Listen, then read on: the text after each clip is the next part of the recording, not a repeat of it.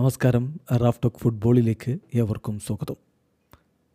Manchester യുണൈറ്റഡിൽ നിന്ന് ലോണിൽ Real ബെറ്റീസിലേക്ക് ചേക്കേറിയ Antony ഇപ്പോൾ മികച്ച തുടക്കമാണ് അവിടെ നേടിയിരിക്കുന്നത്.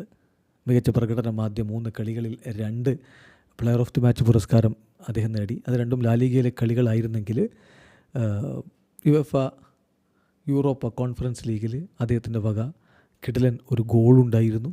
അങ്ങനെ മിന്നും പ്രകടനമാണ് അദ്ദേഹം നടത്തിക്കൊണ്ടിരിക്കുന്നത്.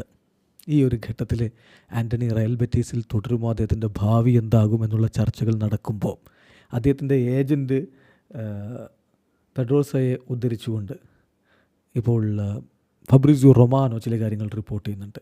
ആൻ്റണീസ് ഏജൻറ്റ് പെഡ്രോസോ പറയുന്നത് സൗദി അറേബ്യയിൽ നിന്നും മറ്റ് പ്രീമിയർ ലീഗ് ക്ലബ്ബുകളിൽ നിന്നും ആൻ്റണിക്ക് ആവശ്യക്കാരുണ്ടായിരുന്നു, ആൻ്റണി എത്തിക്കാൻ വേണ്ടി ശ്രമിച്ചവരുണ്ടായിരുന്നു. പക്ഷേ റയൽ ബെറ്റീസാണ് ബെസ്റ്റ് സൊല്യൂഷൻ എന്ന് തോന്നി. ആൻ്റണി ഇപ്പോൾ റയൽ ബെറ്റീസിൽ ഹാപ്പിയാണ്. പക്ഷേ ഈ ഒരു ലോൺ ഡീലിൽ ബൈ ഓപ്ഷൻ ഇല്ല.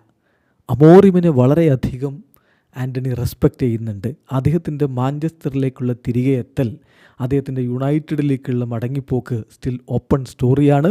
തിരികെ പോകാനുള്ള സാധ്യതയുണ്ട് എന്നാണ് ഇപ്പോൾ ആൻ്റണിയുടെ ഏജൻറ്റ് പറയുന്നതായിട്ട് ഫബ്രിസിയോ റൊമാനോ റിപ്പോർട്ട് ചെയ്യുന്നത്. നമുക്കറിയാം, വളരെ ടാലൻറ്റഡ് ആയിട്ടുള്ള കളിക്കാരനാണ് ആൻ്റണി.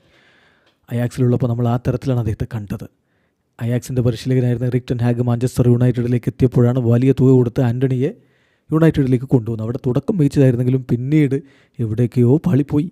ഇപ്പോൾ അവിടെ നിന്ന് അദ്ദേഹം ലോണിൽ പോയിരിക്കുകയാണ്. തിരികെ വീണ്ടും യുണൈറ്റഡിൽ എത്താനുള്ള സാധ്യതയാണ് ഫബ്രിസിയോ റിപ്പോർട്ട് ചെയ്തിരിക്കുന്നത്. എന്തായാലും അടുത്ത സമ്മർ ട്രാൻസ്ഫറിൻ്റെ ഘട്ടത്തിൽ എന്ത് സംഭവിക്കും കാത്തിരുന്ന് കാണാം. വീഡിയോ അവസാനിക്കുന്നു. ഫുട്ബോൾ ലോകത്തെ കൂടുതൽ വിശേഷങ്ങളുമായി റാഫ് ടോക്സ് കൊണ്ടുവെത്താം.